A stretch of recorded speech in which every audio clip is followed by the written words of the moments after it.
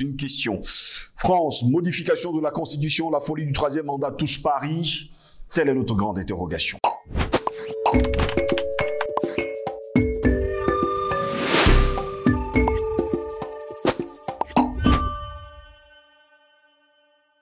Mesdames, Messieurs, bonjour, bienvenue à toutes et à tous à cette autre édition de Parole panafricaniste. Interrogé par le Figaro, Richard Ferrand, proche d'Emmanuel Macron et assez discret sur le plan médiatique, a pris la parole sur la vision de la vie politique et constitutionnelle de la France.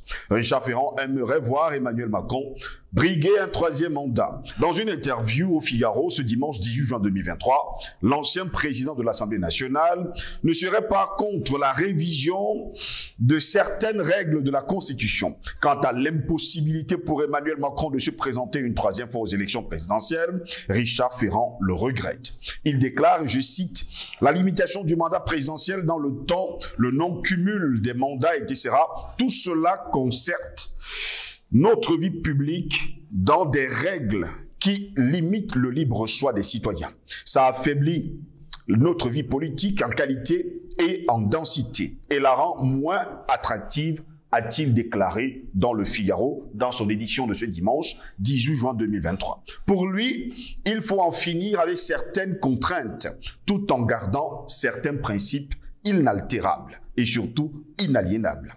Il dit, je cite encore, « Changeons tout cela en préservant le bicamérisme et le Conseil constitutionnel, gardien vigilant des principes républicains et des libertés publiques. » Fin de citation. Au passage, Richard Ferrand étrille les oppositions dans un contexte de majorité relative à l'Assemblée pour le président en estimant que toutes les forces politiques qui se définissent comme républicaines sont des partenaires du président de la République, doivent être des partenaires d'Emmanuel Macron. Allez savoir justement ce qui se cache derrière. Quant à ce retour sur le devant de la scène médiatique, alors que Richard Ferrand faisait preuve d'une certaine discrétion depuis un certain temps, faut-il y voir un lien avec un remaniement dans les cartons? Eh bien, je suis plutôt un vétéran qu'un aspirant, commente-t-il. Seulement, Richard Ferrand proposait à la place d'Elisabeth Baume, tout ce qui flatte l'ego doit être considéré avec circonspection et reconnaissance, répond-il. À titre personnel, il dit « Je regrette tout ce qui bride la libre oppression et surtout la libre expression de la souveraineté populaire. La limitation du mandat présidentiel dans le temps, le non-cumul des mandats, etc. Tout cela concerte notre vie publique dans les règles qui limitent le libre choix des citoyens. Ça affaiblit notre vie politique en qualité et en densité et la rend moins attractive. Changeons cela. » Un macroniste allait bien sûr un jour ou l'autre tenter ce ballon d'essai au service du chef. Il a désormais un nom, Richard Ferrand. L'ancien député utilise au passage les mêmes arguments que dans les régimes qui basculent dans l'autoritarisme. Ce sera nuire à la démocratie que de ne pas laisser se représenter un président au-delà de 2 mandats, insiste-t-il. C'est pourtant pour que les élus soient au service de la nation et de l'intérêt général et pas au service de leur propre personne et de leur propre goût du pouvoir que le non-cumul a été inventé et pratiqué notamment aux États-Unis d'Amérique comme dans bien d'autres démocraties, nous dit-on très souvent. Emmanuel Macron, qui a déjà estimé qu'il manquait un roi à la France, doit sans doute se sentir indispensable, lui qui l'avait déclaré haut et fort. Comme ses conseillers, se rendent-ils seulement compte que ce sont eux qui limitent le libre choix des citoyens sur la réforme des retraites comme sur d'autres sujets? L'ont-ils oublié? Apparemment, la France veut basculer comme dans certains pays africains où des uns et des autres peuvent prendre les engagements de changer le troisième mandat. À ce propos d'ailleurs, qui pousse souvent les chefs d'État africains à briguer d'autres mandats en dehors de 2? N'est-ce pas la France souvent? N'est-ce pas elle qui est souvent à la manœuvre? N'est-ce pas elle qui envoie souvent les constitutionnalistes bien avant les élections pour venir changer les droits fondamentaux des pays? En tout cas, allez savoir. et qu'un pouvoir aussi important que celui conféré au président de la République française par la constitution de la vie publique, incomparable avec ce qui existe dans les autres démocraties occidentales, viendrait faire tomber ce qu'il reste de notre démocratie malade. En tout cas, ce sont les propos de Richard Ferrand qui aimerait bien voir Macron briguer un troisième mandat du côté de l'Hexagone. Voilà pourquoi nous nous interrogeons en France. Modification de la Constitution, la folie du troisième mandat touche Paris. Nous nous interrogeons encore une fois. Pour répondre à nos questions, nous sommes avec le président Badakani encore cet après-midi. Président Badakani, bonjour, bienvenue à vous. Ben, bonjour mon cher Jocelyn Goss. Merci de m'avoir convoqué une fois de plus. Une convocation. Elles sont saines, vos convocations sont saines. Parce que ce sont des convocations qui visent à changer l'histoire. Et qui effectivement font l'histoire. Changer l'histoire. Vous n'imaginez pas, Jocelyn Goss, ce que ça fait de changer l'histoire sans les armes physiques. Exact. Hein, sans faire une guerre physique, change l'histoire par le magistère de la parole. C'est extraordinaire le magistère de la parole. Exactement. Nous l'avons inauguré en politique de manière affirmée depuis bientôt 12 ans, 13 ans sur la scène mondiale et on voit les résultats, le magistère de la parole. Alors on va encore essayer de faire magistère de la parole par rapport à ce thème-là. Je salue Giresse, je salue tous ceux qui sont attachés à notre Web TV. Au commencement était la parole était avec Dieu, et la parole était Dieu, et tout ce qui a été fait n'a été fait sans elle. Tout a été fait avec la parole, et on ne peut que faire cela. Président Badakani, les donneurs de leçons, on les connaît tous. Finalement, les donneurs de leçons sont-ils devenus fous? Parce que du côté de la France, on parle déjà de la modification de la Constitution, de la loi fondamentale. Et moi, de poser la question, la folie du troisième mandat touche-t-il finalement Paris? Bon, je crois que nous avons un nouveau élève là qui frappe à la porte de notre école. Oui. Monsieur Richard Ferrand, que je considère d'abord comme le porte-parole d'un vaste mouvement caché qui est en France, qui a commencé depuis d'ailleurs, sauf pour les ignorants, frappe à notre porte. Mais nous considérons qu'il n'a pas les qualités. Donc nous l'acceptons dans notre école, il n'a pas les qualités. Notre école historique, qui depuis des années a appris aux Africains que la limitation des mandats dans une colonie, c'est du cinéma, ça fait rire. Oui. Que le plus important dans une colonie, ce n'est pas la démocratie formelle, ce n'est pas le nombre de mandats qu'on fait, c'est l'action d'émancipation qu'on porte. C'est ça qui est le plus intéressant. Que ça prenne la forme de limitation des mandats, le Mali vient de le faire, que ça prenne la forme d'une non-limitation des mandats, le débat n'est pas là. Oui. D'autant plus que toute cette formule, tous ces mécanismes-là ne sont que des moyens qui doivent être mis au service d'une fin supérieure. Bon, cette école-là, nous l'avons inaugurée sur le continent. Maintenant, bon, Olivier Ferrand, M. Richard Ferrand, frappe à l'autre porte. Nous estimons qu'il n'a pas le niveau. Il faut d'abord clarifier ça. Il n'a pas le niveau. Voilà. Deuxièmement, on fait comme si la France était une démocratie. M. Ferrand est à l'initiative d'une régression politique. Donc, la grande démocratie française connaîtrait donc une régression parce que les Ferrand veulent faire sauter le verrou de la limitation des mandats. Allez dire ça aux naïfs, aux démocrates africains. La France n'a jamais été une démocratie. Comme l'Amérique n'a jamais été une démocratie. Il n'y a aucun pays démocratique en Occident. Il n'y a pas de démocratie en Occident. Depuis le berceau gréco-latin de Slengos jusqu'à ce qu'on vit aujourd'hui, il n'y a pas de démocratie. Nous l'avons démontré. Peut-être que ce sera encore l'occasion de le faire. Il semble que la répétition est la mère de la pédagogie. Oui. Alors, nous, on va donc se répéter. Les gens confondent les formes de multipartisme à forte intensité. Le multipartisme à forte intensité politique. Que ce soit la forme d'un multipartisme intégral ou la forme d'un bipartisme, que ce soit, comme c'est le cas aux États-Unis. Les gens confondent ça à la démocratie. La démocratie, j'ai déjà dit, c'est une société d'hommes réellement libres. Une société d'hommes réellement libres et conscients de l'être. Il n'y a pas de société en Europe, en Occident, qui fasse de la démocratie. Il n'y en a pas.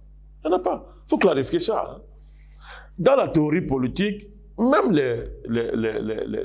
tous ceux qui ont remis en cause les formes bourgeoises de la politique. Si on prend Karl Marx, Lénine et consorts, considérait que, ok, la démocratie bourgeoise donnait des possibilités, n'est-ce pas, au prolétariat, au sous-prolétariat, ou à des catégories les plus inférieures de la société, d'exister et d'engager des dynamiques qui leur permettent d'acquérir des droits. La théorie marxiste reconnaissait ça. Je comprends la théorie marxiste parce que c'est la théorie la plus radicale, qui méprise la démocratie, considérant que tout ça, ce sont des fanfaronnades bourgeoises. Donc, mais Marx reconnaît, et Lénine reconnaissent que la démocratie bourgeoise peut être une étape nécessaire pour arriver au communisme. Vous voyez? Mais moi, je dis que ce n'est pas... Moi, je conteste, je ne partage pas cet optimisme des marxistes en la matière. Nous constatons que nous avons affaire, je le répète, à des formes de multipartisme, j'appelle ça de forte intensité politique. C'est-à-dire qu'on admet l'existence de plusieurs courants politiques qui peuvent culminer dans deux forces politiques majeures, avec un centre, qu'il soit de droit, qu'il soit droit ou qu'il soit gauche, n'est-ce pas, avec un centre qui permet une confrontation des idées politiques, et qui culmine dans les alternances au pouvoir. Mais ce n'est pas ça la démocratie. Attention, ce n'est pas ça la démocratie. Justin Gauss, nous sommes là en face d'une dynamique qui a des racines profondes en Occident, et en particulier la France. La France est un pays qui a une culture dans sa scène politique, et il y a un fort courant qui méprise les partis, qui considère que les partis font du bruit, sèment le désordre. L'une des figures qui a longtemps cogné les partis sur la tête, qui a longtemps rappelé assimiler les partis politiques à du désordre, c'est De Gaulle. De Gaulle, c'est le pater familias. Le pater familias, la figure du père sévère. Il méprisait les partis parce que la France, c'était lui. Et il ne considérait pas qu'il puisse se rabaisser, n'est-ce pas, dans les jeux de partisans qui, selon lui, n'est-ce pas, n'étaient pas à la hauteur de la grande France, tel que lui la pense. Ce courant-là n'a pas disparu. Et M. Olivier Ferrand reprend à son compte M. Richard Ferrand. Ouais, j'ai de la peine à prononcer son nom. M. Richard Ferrand reprend à son compte un mouvement de fond qui travaille la société française et son élite. Il y a eu des réunions de l'élite française. Il y a une interview de Nicolas Sarkozy à Jeune Afrique, ouvertement, où, n'est-ce pas, ces idées sont déjà véhiculées, à savoir, Sarkozy dit que nous ne pouvons pas tenir le rythme avec un pays comme la Chine, qui lui a un président, qui lui est à vie. Et nous, on a des mandats très courts. À peine tu as décidé que ton mandat est fini. À peine tu veux implémenter une grande politique, que tu as fait 2 mandats, tu es parti. Et dit que nos pays ne peuvent donc pas faire face, n'est-ce pas, à un président chinois qui, lui, a une perspective de vie pour décider des grandes politiques. Sarkozy l'a dit ouvertement. Il vantait arrêter ce modèle-là. Mais avant lui, il y a eu une conférence, c'est quoi, à Bruxelles, réunissant d'anciens premiers ministres européens, où le Laurent Fabius, tous ces gens-là y étaient, qui justement étaient en train de réfléchir sur l'adéquation, ou bien l'inadéquation des systèmes politiques occidentaux face, n'est-ce pas, à des nouveaux régimes politiques qu'ils avaient appelés à l'époque des États civilisationnels ou des régimes autoritaires qui ont un temps long pour gérer de la politique, alors que les régimes occidentaux étaient soumis à des variations, n'est-ce pas, à des variations dues à la limitation des mandats. Donc, vous voyez que M. Richard Ferrand ne reprend que ce long courant. C'est un courant. Je dis c'est un mouvement intellectuel et politique qui travaille l'Europe. Mais qu'est-ce qu'il y a derrière? Attention! La volonté de faire sauter le verrou des mandats limités en Europe n'a rien à voir avec la démarche chinoise ou la démarche russe. La démarche russe est claire. Un pays est à terre, s'est effondré. Il a besoin d'un grand leader pour rebâtir ses perspectives. Le remettre debout, c'est pas ça, 2 mandats. Il s'agit de restaurer la grandeur d'une puissance qui a un rôle à jouer dans le monde. Parce que cette puissance-là est porteuse de valeurs qui sont nécessaires pour le monde, qui sont nécessaires pour un ensemble de pays dans le monde, pour construire des équilibres géopolitiques d'envergure mondiale. La Chine, c'est pareil. On prend une revanche sur l'histoire. C'est un pays qui a connu la guerre, des guerres de l'opium. C'est un pays qui a été humilié. Ce pays veut prendre une revanche sur l'histoire. Mais il n'a que faire des fanfaronnades des pays bourgeois. Mais, quand ce sont les sociétés bourgeoises, capitalistes, c'est ce que ça veut dire, hein? Oui. Capitalistes, qui commencent à remettre en cause le formalisme politique qu'ils ont consacré dans une espèce de républicanisme purement bourgeois, qui commencent à le mettre en cause, il faut questionner ce qu'il y a derrière. C'est de cela qu'il s'agit.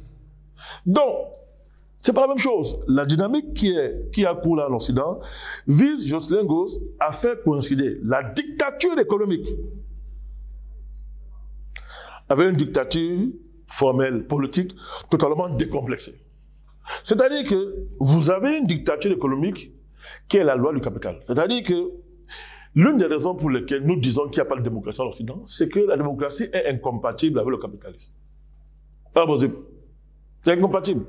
Parce que, en capitalisme, n'est-ce pas, ce sont les propriétaires des moyens de production qui décident du sort de la société.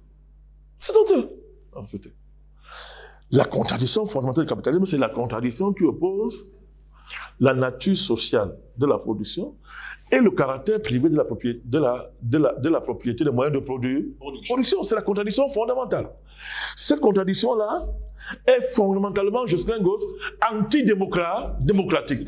Parce que si moi je suis un leader politique, j'ai le mandat du peuple, je vais implémenter une politique, et que ma volonté d'implémenter une politique va être contrecarrée par la sacralité du droit de propriété privée, qui font que moi, je n'ai pas les moyens réels, n'est-ce pas, d'imposer ma loi à des propriétaires de capitaux, à ceux qui ont les forces de production, qui ont la propriété des moyens de production, Jocelyne Gauss, ben on comprend très bien qu'en fait, ce sont les patrons. C'est de cela qu'il s'agit. Parce que si vous êtes un dirigeant, entre guillemets, socialiste, les patrons ont tendance à se méfier de vous. Parce qu'ils se méfient, ils considèrent que vous êtes leur ennemi. Ils vont vous faire la guerre. Ils préfèrent des dirigeants qui arrivent au pouvoir et qui ne sont pas anticapitalistes, qui basent leur politique sur la célébration de la propriété privée. Vous voyez donc de manière organique et fondamentale, les sociétés capitalistes peuvent faire de la démocratie. Alors, le jeu démocratique s'est joué parce que justement, je vous ai dit que historiquement, c'était une conquête de la bourgeoisie qui s'est servi de ça pour éliminer les féodalités, éliminer les aristocraties, les éliminer. Et la bourgeoisie a par ce moyen le droit de choisir qui est président, d'arbitrer les conflits politiques. Cette affaire-là va culminer, Jocelyne Gauss avait regardez les marchés financiers, regardez le marché financier, regardez ceux qui ont la monnaie. Ceux qui contrôlent la monnaie dans le monde, Jocelyne Gauss. Mais des banquiers ont l'argent du monde entier. Oui. Et ils prêtent aux États. Et ils ont créé des lois qui obligent les États à venir emprunter chez eux. Mais que vaut un dirigeant élu par rapport à un banquier qui gère des fonds de centaines de milliers, de milliards de francs? Moi, je pose la question. Que vaut un homme politique devant des gens qui sont patrons de multinationales?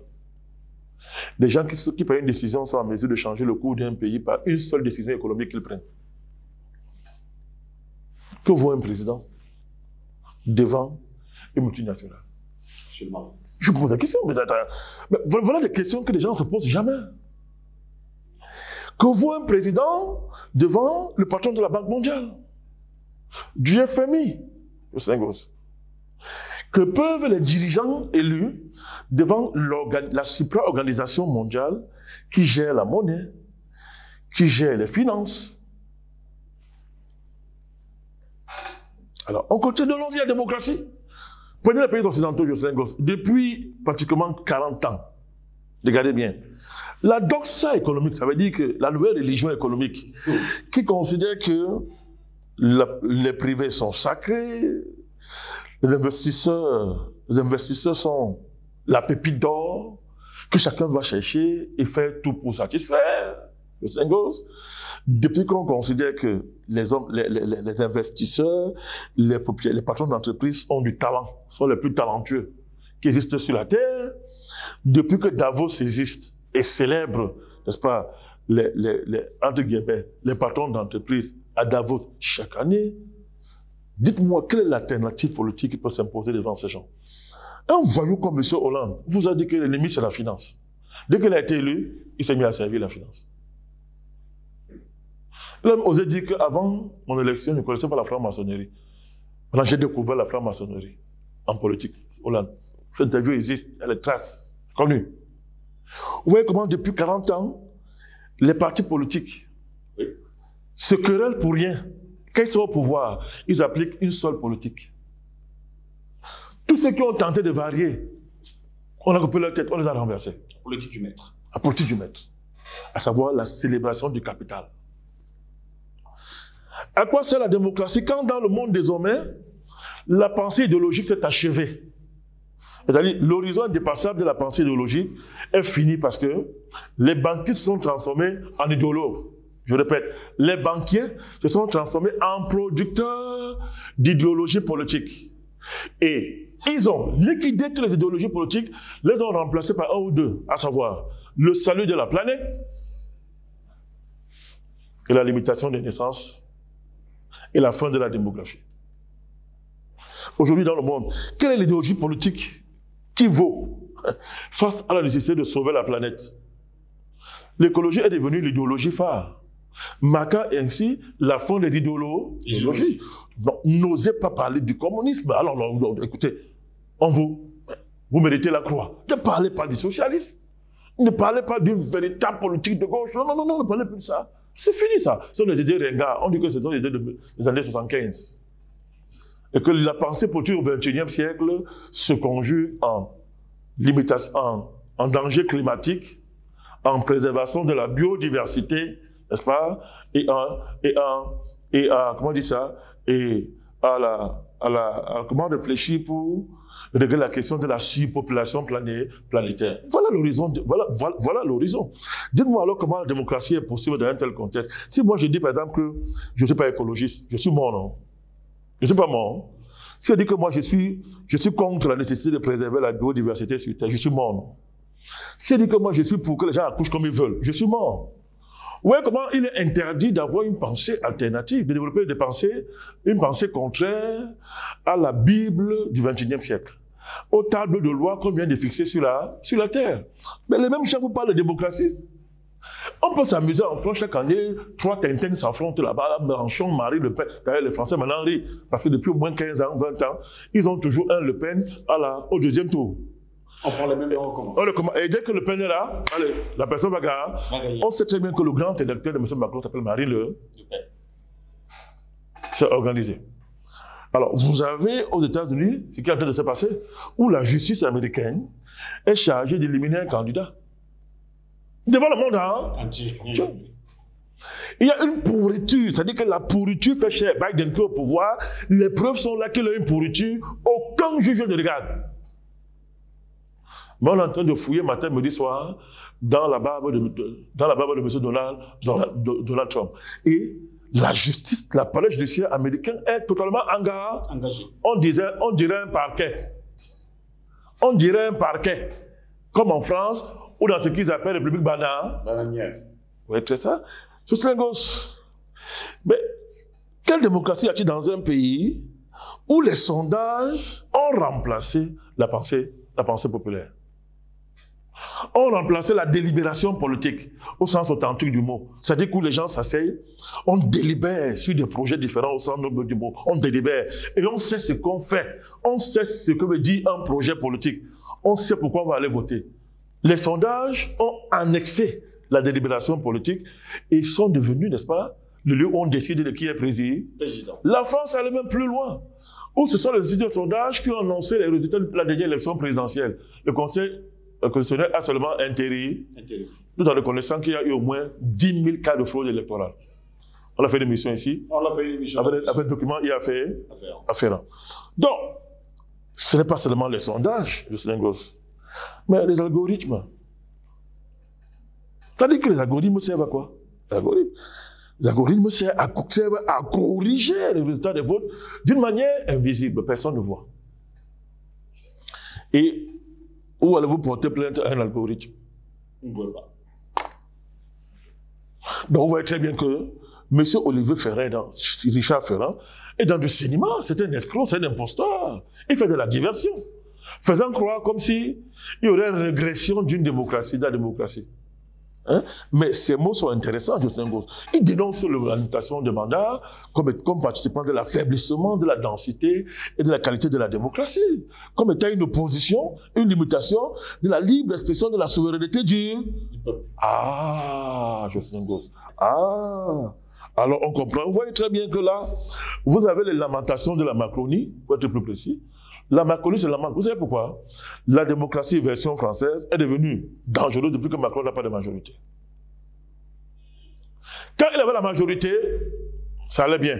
Depuis que les Français, certains Français lui ont dit que monsieur, tu es un vaurien, tu n'as pas de majorité absolue ici. Monsieur Macron est fâché, il en veut aux Français.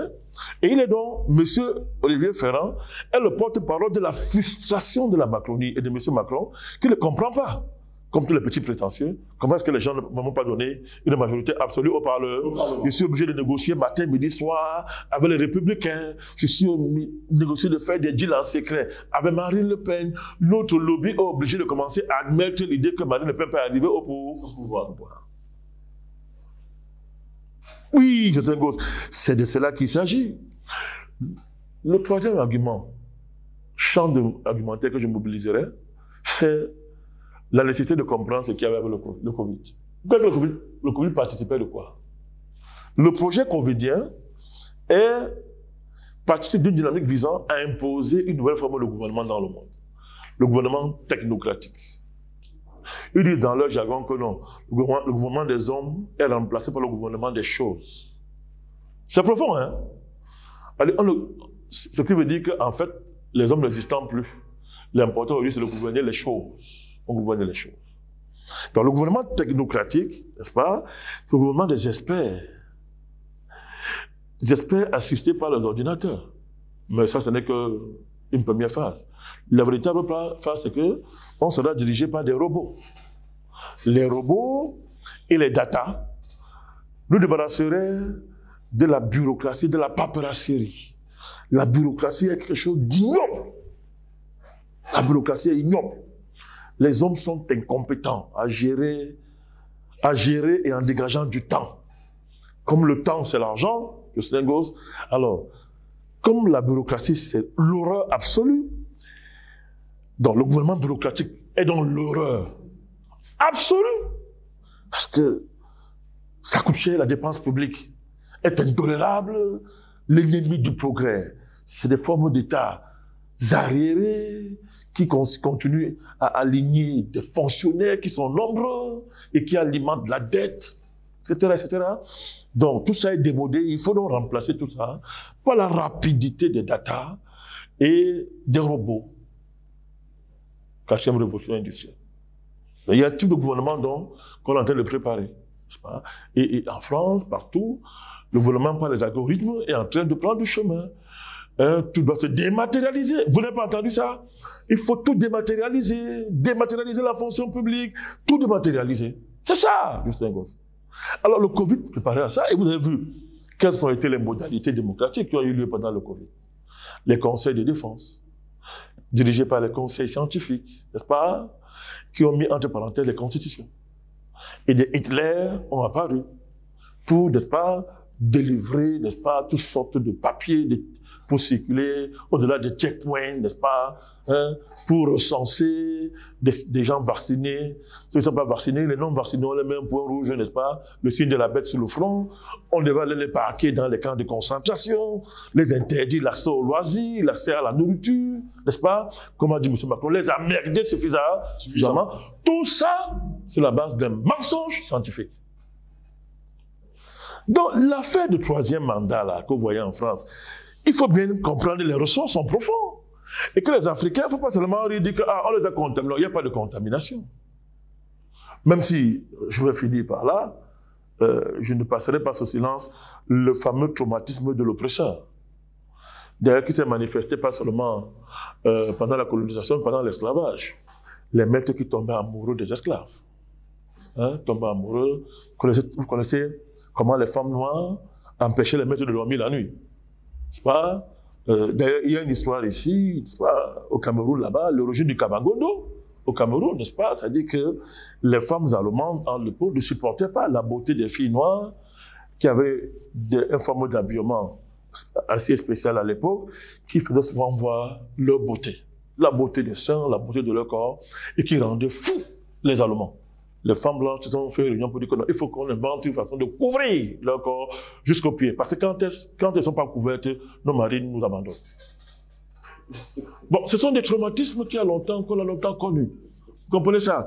Donc, d'ailleurs, il y a des théories dans certaines loges, n'est-ce pas, qui disent que le sang de l'esclave va contaminer le maître.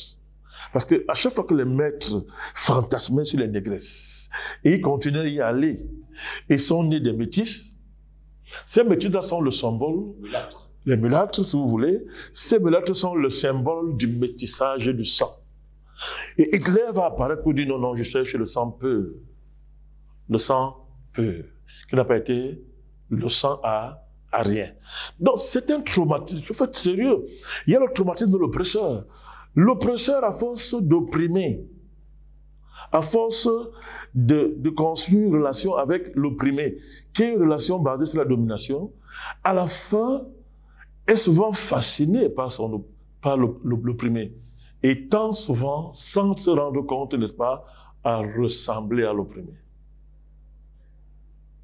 Dans ce sens, ceux qui disent que oui, que la France-Afrique est en train de coloniser la France, oui, oui, on peut dire ça, mais je voudrais bien expliquer ce qui est en train de se passer. Hein? Nous n'avons pas intérêt à ressembler à nos oppresseurs. Il ne faut pas ressembler à l'oppresseur. C'est un dégénéré. L'oppresseur est un dégénéré qui s'ignore. Il n'y a pas à ressembler, rien n'est approprié chez l'oppresseur, mais nous devons prendre du recul et bien analyser et comprendre que oui, il y a un signe qui montre qu'en fait, ils n'ont jamais été supérieurs. Ils n'ont jamais été supérieurs. Et qu'à un moment donné de l'histoire, ils veulent copier les pratiques qu'ils ont longtemps dénoncées. On était dans le non-dit. On était dans le déni. Donc, à la fin, ils n'ont jamais été supérieurs. On voit très bien le problème. Et je dis encore, on est dans une phase de l'histoire où l'histoire va déshabiller complètement, va dénuder l'oppresseur. L'histoire va le dénuder complètement et on verra qu'il était plus misérable que l'opprimé. Et que la volonté d'opprimer cachait justement la conscience de son misérabilisme intellectuel, psychologique, religieux et spirituel. Il a masqué ça par la violence absolue. On est dans ce temps. Et cette phase-ci, cette séquence-ci, n'en est qu'une des manifestations qui vont s'accumuler au fur et à mesure que le temps va passer. Merci, Président Badakani. C'est moi qui vous remercie, Justin. Merci à vous également de nous avoir suivis. Je vais terminer justement comme le déclarait Molière. Les hommes sont si nécessairement fous que j'essaierai d'être fou par un autre tour de folie de n'être pas fou. Et si j'en avais vu un plus fou, je l'aurais dit à Rome. Bonne journée à toutes et à tous.